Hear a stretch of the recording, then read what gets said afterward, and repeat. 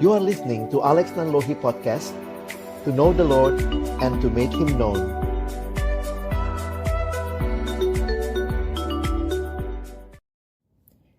Tuhan, kami bersyukur hari ini kami kembali boleh datang membaca merenungkan kebenaran firman-Mu. Tolong kami ketika kami membuka firman-Mu, bukalah juga hati kami. Jadikanlah hati kami seperti tanah yang baik, supaya ketika benih firman Tuhan ditaburkan, boleh sungguh-sungguh berakar, bertumbuh, dan berbuah nyata di dalam hidup kami. Di dalam nama Tuhan Yesus, Sang Firman yang hidup, kami menyerahkan pemberitaan firman-Mu. Amin. 2 Timotius pasal yang pertama, ayat yang ke-7. Sebab Allah memberikan kepada kita bukan roh ketakutan, melainkan roh yang membangkitkan kekuatan, kasih, dan ketertiban. Saudara yang dikasihi Tuhan, kehidupan yang dijalani tidaklah mudah bagi banyak orang karena banyak pergumulan yang juga dialami. Secara khusus di masa-masa pandemi seperti ini, makin menyadarkan kita bahwa banyak hal yang tidak bisa kita prediksi, banyak hal yang mungkin begitu menakutkan kita. Firman Tuhan yang disampaikan hari ini adalah surat Rasul Paulus kepada anak rohaninya Timotius, yang waktu itu dia tinggalkan melayani di gereja Efesus. Sementara Paulus sendiri sedang berada di dalam penjara karena pemberitaan Injil. Apa yang Paulus tuliskan kepada anak rohaninya Timotius, seorang yang masih muda, yang pada waktu itu melayani jemaat di sebuah kota metropolitan Efesus? Paulus mengingatkan Timotius tentang siapa Allah. Allah adalah Allah yang memberikan kepada kita kekuatan, bukan roh ketakutan, melainkan roh yang membangkitkan kekuatan, kasih, dan ketertiban. Di tengah-tengah pergumulan yang sulit, Paulus mengingatkan Timotius tentang siapa Allah yang telah memberikan segala yang dibutuhkan untuk bisa menghadapi berbagai pergumulan situasi yang dialami. Seringkali kita terperangkap melihat kepada situasi dan bahkan lupa bahwa ada Allah yang hadir dan terus menyertai kita, dan Allah yang bahkan sudah memberikan segala yang saudara dan saya butuhkan untuk menghadapi berbagai pergumulan di dalam kehidupan. Di dalam bagian ini, Paulus mengingatkan Timotius bahwa Allah memberikan bukan roh ketakutan. Situasi yang dihadapi Timotius memang berbeda dengan situasi yang kita alami. Pada waktu itu, Timotius sedang ada di kota Efesus dengan berbagai pergumulannya. Ada dua pergumulan yang bisa kita lihat. Yang pertama adalah pergumulan dari luar jemaat. Pada waktu itu, ada pemerintah Romawi yang tidak suka dengan orang-orang Kristen. Dan ini juga telah didahului sebenarnya oleh orang-orang Yahudi yang tidak melihat kekristenan sebagai sesuatu yang mendukung bagi orang Yahudi. Mereka mengatakan kekristenan seperti sempalan, sehingga mereka mengkategorikan sebagai ajaran yang tidak benar, dan kemudian mereka juga bahkan menyiksa orang-orang Kristen. Jadi membayangkan tekanan yang dialami dalam jemaat dari luar, dari orang-orang Yahudi yang tidak suka dengan kekristenan, dari pemerintah penjajah Romawi yang juga tidak suka dengan kekristenan, karena kekristenan mengatakan ada raja yang lain, bukan hanya kaisar, tetapi Yesus raja yang utama. Maka tekanan ini menjadi hal yang tentunya juga berdampak kepada Timotius sebagai pemimpin di dalam jemaat Efesus pada waktu itu. Tidak mudah. Dari luar ada tekanan penganiayaan, dikucilkan, diasingkan. Lalu kemudian dari dalam jemaat, ini tantangan kedua yang Timotius hadapi, yaitu dari internal. Dari dalam jemaat munculnya guru-guru palsu yang berusaha memutarbalikkan kebenaran. Sehingga dari luar ada penganiayaan, dari dalam ada guru palsu, dan tentunya sekali lagi, semua hal ini menjadi tantangan yang tidak mudah dihadapi oleh seorang Timotius, seorang pemimpin muda yang waktu itu tentunya mungkin di tengah ketakutannya, kebingungannya harus menghadapi semua ini. Dan Paulus mengirimkan surat yang di dalamnya memberikan peneguhan kepada Timotius. Ingatlah bahwa Allah telah memberikan kepadamu bukan roh ketakutan, tetapi roh yang membangkitkan kekuatan, kasih, dan ketertiban. Kekuatan untuk menghadapi berbagai pergumulan yang ada, kasih untuk bisa menghadapi orang-orang yang mungkin berbeda pendapat atau mungkin bahkan mereka yang menyerang, dan ketertiban karena Timotius juga diminta untuk bisa mengatur jemaat dengan berbagai pergumulan dan kemelut yang dihadapi. Ini tentunya tidak mudah, tetapi Paulus ingatkan lagi, Timotius, Allah telah mengaruniakan semua yang engkau butuhkan untuk pelayananmu. Menghadapi kehidupan, kita juga seringkali mengeluh. Dan mungkin kita merasa takut. Dan seringkali kita pun merasa kita sedang seorang diri ditinggalkan. Pergumulan tentang kehidupan yang melanda kita mungkin juga membuat kita meragukan akan Allah yang mengasihi kita. Di dalam sebuah survei dikatakan ada 3 ketakutan yang paling umum, yang teratas yang dialami oleh manusia zaman modern ini. Yang pertama adalah ketakutan akan masa depan. Kehidupan modern membuat kita bisa memprediksi banyak hal. Kita bisa memprediksi ketepatan waktu, kita bisa memprediksi cuaca, kita bisa memprediksi banyak hal dalam kehidupan. Tetapi ketika kita mengalami pandemi, ini meluluh lantakkan kepercayaan kita kepada semua prediksi yang sanggup kita buat. Membuat kita menyadari bahwa kita bukanlah segala-galanya. Menghadapi pandemi, menghadapi virus yang tidak kelihatan, manusia sangat tidak berdaya. Sehingga ketakutan akan masa depan masih menjadi ketakutan teratas yang dialami manusia. Apa yang bisa kita harapkan di dalam situasi seperti ini? Seperti nasihat Paulus kepada Timotius.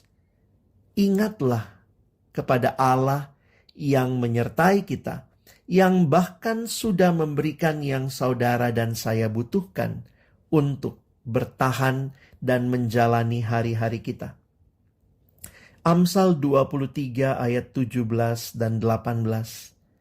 Janganlah hatimu iri kepada orang-orang yang berdosa, tetapi takutlah akan Tuhan senantiasa, karena masa depan sungguh ada, dan harapanmu tidak akan hilang.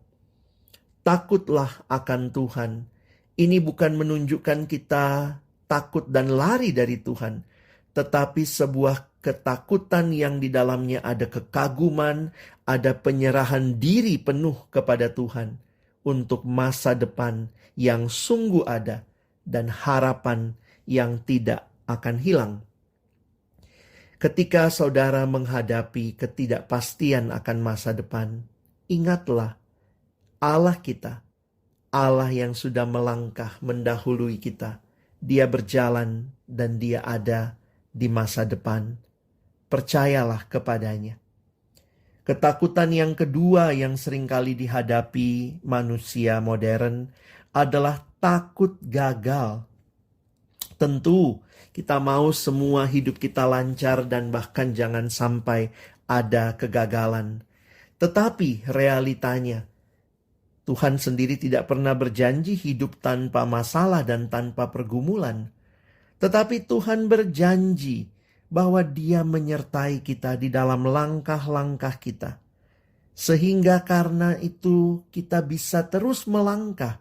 Bukan karena kita tidak pernah gagal, tetapi karena di dalam kegagalan kita tidak tinggal di situ, kita bangkit dan kita terus berjalan memandang kepada Tuhan. Amsal 3 ayat 5 dan 6 mengingatkan, percayalah kepada Tuhan dengan segenap hatimu, dan janganlah bersandar kepada pengertianmu sendiri.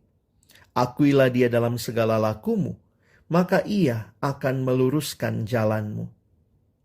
Saudara yang dikasihi Tuhan, pergumulan-pergumulan hidup mungkin membuat kita jatuh, membuat kita merasa gagal, tetapi bangkitlah, percaya kepada Tuhan, bersandar kepada Dia. Dia ada, Dia memberikan kekuatan bagi kita. Ketakutan ketiga yang seringkali dihadapi manusia modern dalam list 3 teratas adalah ketakutan akan kesepian. Ini generasi yang unik sekali. Masa kini kita punya banyak media sosial, tetapi masih saja orang merasa kesepian. Orang merindukan satu hubungan yang otentik, satu hubungan yang dalam, satu hubungan yang memuaskan. Dan sebenarnya hubungan seperti itu, relasi seperti itu hanya dapat kita nikmati dan alami di dalam Yesus Kristus. Ketika manusia berusaha mencari dari berbagai hal dalam dunia ini, tidak jarang kita menemui manusia merasakan dirinya begitu kesepian. Punya berbagai hal, tetapi tidak punya relasi yang mau mendengar, mau untuk memberikan kekuatan, tetapi menjadi relasi yang begitu take and give, relasi yang begitu egoistik, sehingga banyak orang mengalami kesepian. Punya banyak follower di Facebook, di Instagram, tapi bilangnya tetap aku kesepian. Sehingga kita melihat di tengah situasi seperti ini, mari kita memandang kepada Tuhan. Yohanes 15 ayat 13-14. Yesus berkata, tidak ada kasih yang lebih besar daripada kasih seorang yang memberikan nyawanya untuk sahabat-sahabatnya. Kamu adalah sahabatku, jikalau kamu berbuat apa yang kuperintahkan kepadamu. Yesus menyebut kita sahabat. Dan untuk sahabat, untuk engkau dan saya, untuk kita manusia berdosa, Yesus memberikan nyawanya. Ini menjadi satu hal yang sebenarnya sungguh luar biasa jika kita merenungkannya. Bahwa persahabatan rohani yang diberikan oleh Tuhan, persahabatan yang kekal, persahabatan yang di dalamnya Dia menyerahkan yang terbaik, yaitu nyawanya bagi kita. Seringkali kita masih mencari persahabatan-persahabatan yang lain dengan dunia. Tentu ada persahabatan yang Tuhan berikan melalui kehadiran keluarga. Merekalah sahabat terdekat kita seharusnya. Melalui kehadiran sahabat-sahabat di dalam persekutuan, di dalam jemaat Tuhan, kita menikmati persahabatan rohani yang indah. Namun tidak ada satupun persahabatan itu yang sifatnya kekal. Karena itu kita tetap harus memiliki relasi persahabatan yang dalam dengan Yesus yang adalah sahabat kita yang sejati. Dia berjalan bersama kita. Dia yang menemani kita bahkan di dalam situasi yang paling sulit ketika semua manusia meninggalkan kita. Dialah sahabat sejati. Sehingga berbagai ketakutan yang kita bicarakan tadi, takut akan masa depan, takut akan kegagalan, takut akan kesepian, Tuhan jawab semua di dalam kehadirannya bagi kita. Sehingga seperti yang dinyatakan bagi Timotius, bahwa Timotius, di tengah pergumulanmu, ingatlah Tuhan bukan memberikan roh ketakutan, tetapi roh yang membangkitkan kekuatan, kasih, dan ketertiban. Ini seharusnya membuat Timotius bangkit dan memandang kepada Allah dan terus melayani, bahkan dalam situasi yang sulit. Roh Kudus adalah sumber kuasa, kasih, penguasaan diri yang akan menolong kita melewati hari-hari kehidupan ke depan. Bagaimana respon kita? Seharusnya bagi kita yang mengalami kehadiran Allah di dalam rohnya yang kudus di hati kita, roh itulah yang memberikan kekuatan kepada kita untuk menjalani hari-hari kehidupan ini. Saudara yang dikasihi Tuhan, di tengah-tengah berbagai pergumulan yang kita alami, yang mungkin akan kita alami ke depan, kiranya kita tidak melupakan Tuhan yang adalah sumber kekuatan kita. Menarik di dalam Alkitab, jika kita menghitung, ada kurang lebih 365 kali kata atau frasa jangan takut. 365 kali. Setiap hari, 1 tahun 365 hari, cukup setiap hari kita mengingat, jangan takut. Tuhan hadir dan Dia menyertai kita. Dan marilah kita juga bukan hanya menikmati itu bagi diri kita. Kita sedang hidup di dalam dunia yang juga di sekitar kita. Banyak orang-orang yang masih mengalami ketakutan.